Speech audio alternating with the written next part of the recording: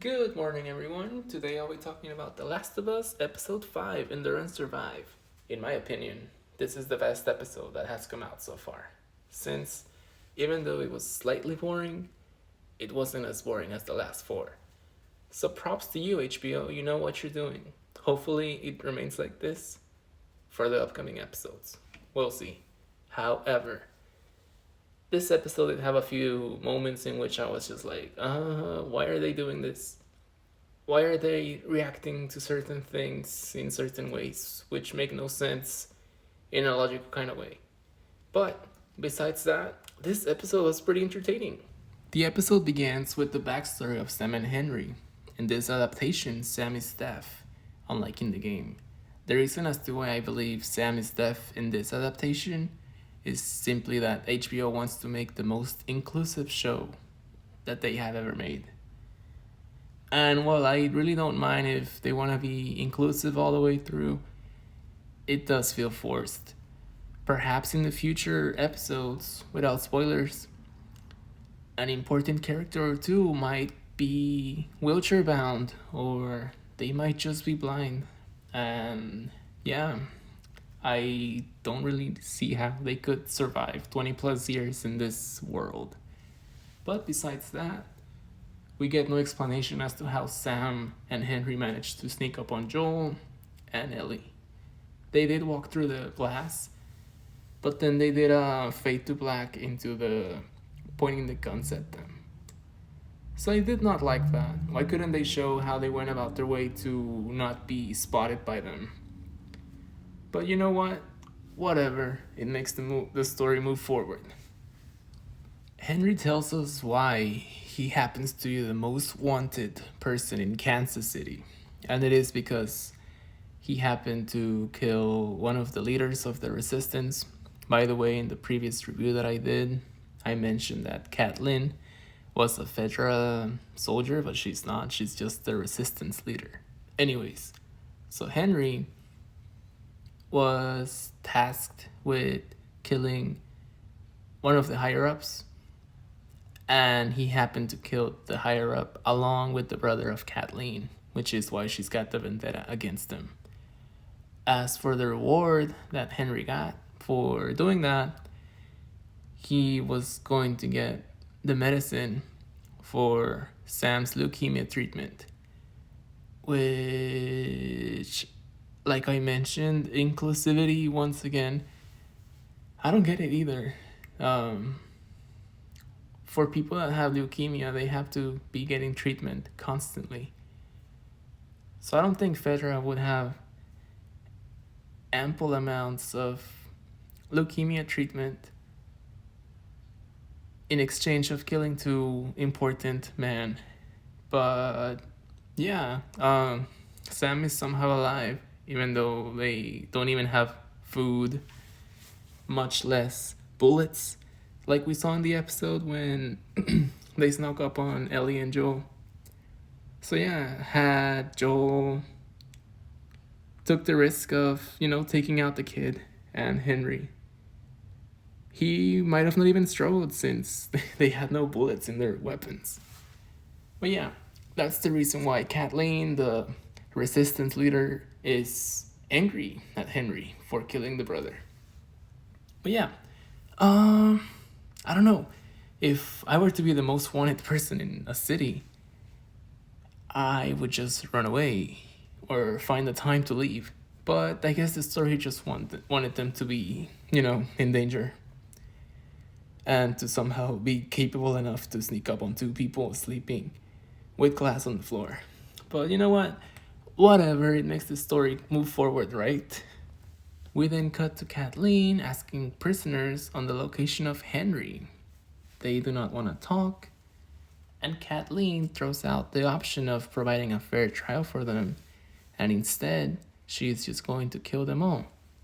To which one of the prisoners ends up being a rat and provides the information on where to find Henry and Sam. We then cut back to Joel and Ellie with Sam and Henry, and long story short, Henry forces Joel to help him so that they all can leave the city. by going through the sewers. I honestly had forgotten that the spores were no longer a thing in the show, so I was honestly shocked as to how they decided on going down there with little to no hesitation. But then I was like, oh yeah, there's no more spores. They all find a classroom, and Joel mentions that when civilization came to an end, people started living underground. Ellie and Sam started playing around with a bowl, reading comics, and just having a good time. It was a cute scene. Henry then mentions that it's better to wait for the night to come before they come out. Ellie, Joel, Sam, and Henry get out of the sewers with no attackers whatsoever, which makes Henry celebrate and tells Joel, I told you, Joel, there's no infected there. And as soon as he said that, a sniper starts shooting at them from a high building. They get cover behind the car, and just before Joel could give advice to Ellie, Henry and Sam start running away from the car into an area where the sniper could have shot them, but he did not shoot them because Joel said that the sniper has really bad aim, and he did have bad aim, but still, he kept shooting at the same spots like 10 times, so I was just like, why is the sniper wasting so much ammunition? Anyways, he then tells Ellie that he's going to kill the sniper, and Ellie's like, don't go. But then Joel says, do you trust me? And Ellie says, yes. Before I continue, how has Henry survived over 20 years when his first response at getting shot from a high building is to run into the site of fire rather than staying in cover? I just found that really silly. Anyways, so Joel runs and gets to the building where the sniper is shooting from with no problems whatsoever, since there's no other henchmen or snipers. It's only one person and one person only. So Joel manages to get there with no problem at all. Rather than shooting the sniper on sight, he tells the sniper, please drop your gun and I will not kill you. But the sniper refuses and tries to shoot Joel, and Joel kills him. Then we have a radio in which Kathleen tells the sniper that's now dead that they're on their way, and Joel warns Ellie, Sam, and Henry that the group's coming. Judging by the distance from the high building to where the group was taking cover from, I don't think it's possible for them to be able to hear Joel, since it was quite a distance. Which made me wonder, how was Joel able to let the group know in time for them to be warned about the enemies that are approaching? Joel was simply too far away from them at that point. And if Joel were to run back to where they were, and then come back to the top spot in that building to start sniping, it would just make no sense. If Joel just screamed to get their attention and let them know that enemies were coming, I honestly think that the distance was too far. So I think that's a plot hole in a way, you know? Anyways, Kathleen and company come. At the front of the attack, there's a huge car that's just ramming its way through the cars that are parked on the street. Ellie, Sam, and Henry begin to run, and Joel begins to shoot, or attempts to shoot, at the one driving that huge car. Ellie then begins to just empty her clip from her gun into the car, and she does not land even one shot. So there went 3 bullets.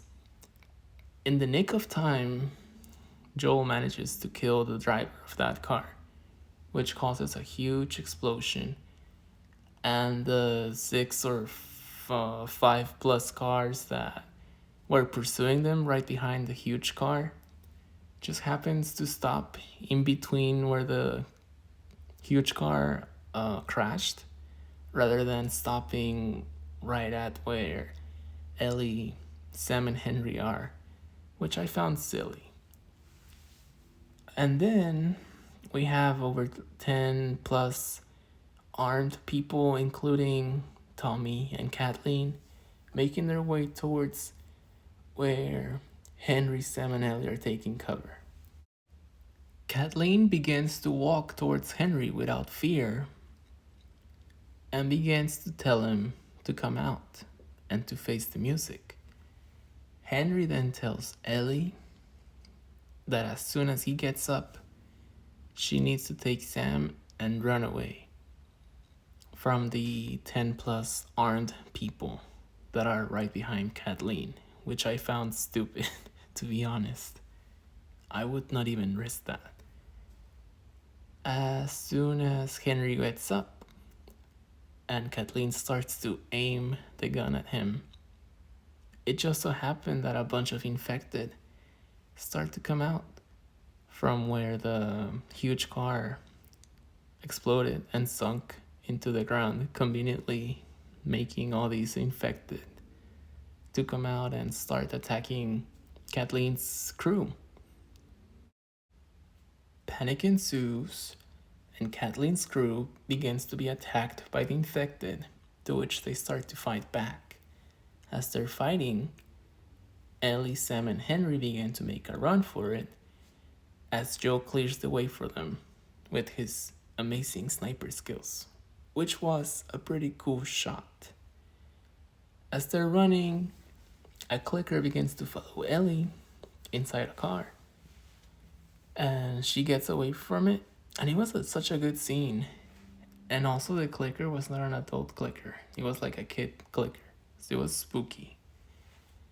Anyways, Ellie then notices how Sam and Henry are being attacked by a bunch of infected since they're hiding underneath the car.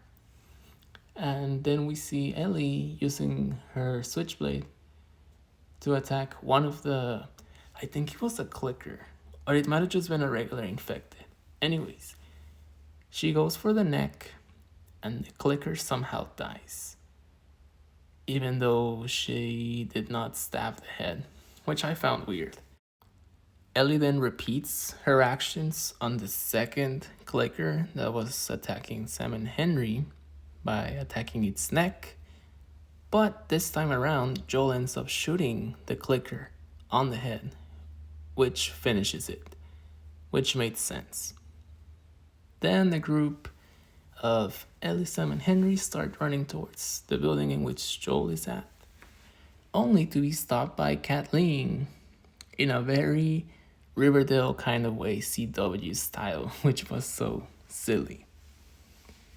She starts to aim the gun at Henry, only for the kid clicker that attacked Ellie previously jumps onto Kathleen, and Kathleen, rather than shooting out of panic, she just lets herself be punched like they do in the games, and then bitten and dies. Oh, I forgot to mention, there was also a bloater, which ended up killing Tommy in a really game fashion, which was cool to see, but sad to see too, since I honestly wish that Tommy would have lived longer, since he looked pretty cool and he's got that voice of Tommy, you know?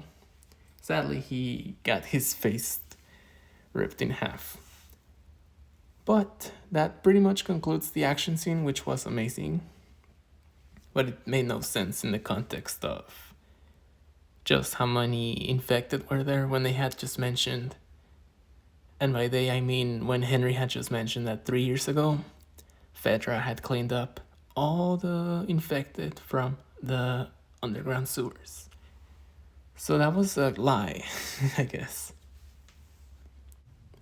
Joel, Ellie, Sam, and Henry find shelter inside a house, and Ellie and Sam start to have a conversation with a notepad, to which Sam asks how come Ellie is never afraid. And Ellie reveals to Sam that she's afraid of scorpions and to end up alone. She then asks Sam, "What are you afraid of?" And Sam says that he is afraid to turn into one of those monsters. He then reveals a bite mark on his foot, to which Ellie responds by saying that she will protect him by using her blood, since her blood is medicine.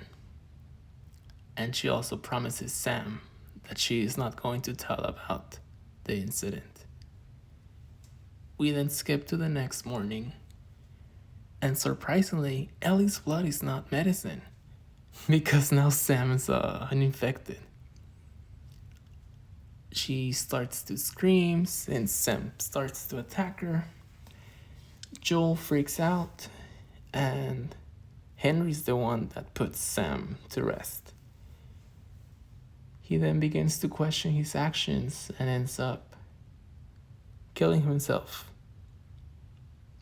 And the episode just cuts to them making a burial site for them, and Ellie writing in that notepad that Sam always had with him that she was sorry.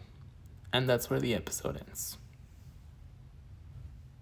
The two biggest things that I did not like about the adaptation was the fact that Joel did not teach Ellie how to use a rifle, and how Ellie did not give the little robot toy to Sam, which she ended up keeping after Sam died, which just made their whole arc together more sad. It would have been cool if she had kept the notepad that Sam used, but that was simply not the case. This was my favorite episode this season, despite the slow build-up into Henry's and Sam's backstories and how they were communicating. They could have easily cut that down a little bit. And I also did not like how slow the Kathleen story was, only for her to end so rapidly. The story could have been more entertaining had she shot Henry in the arm or leg or something, but she did not even shoot someone besides that one doctor in the previous episode. That, by the way, posed no threat. And did I forget to mention that he was a doctor? But, whatever. I guess it's justified when you have a revenge vendetta. And like I mentioned in the beginning, I did not like how they omitted how Henry and Sam managed to sneak up on Joel and Ellie, even though they did walk through the front door that had glass shattered all over the floor. But somehow they managed to sneak up on them, which I found stupid. But you know what? Whatever. They successfully managed to sneak up on them. Hopefully, the momentum that the show has currently stays throughout the following episodes, which is only going to make them even better. So I'm hopeful for how the next episodes are going to be. And with that, I hope you enjoyed my little review. And I hope you all have done your homework or did all your work stuff. But I have to go. I'll see you all in the next one. And well, have a good night. And do not forget to eat breakfast, because if you don't eat breakfast, then you won't have a good night. So with that, good night.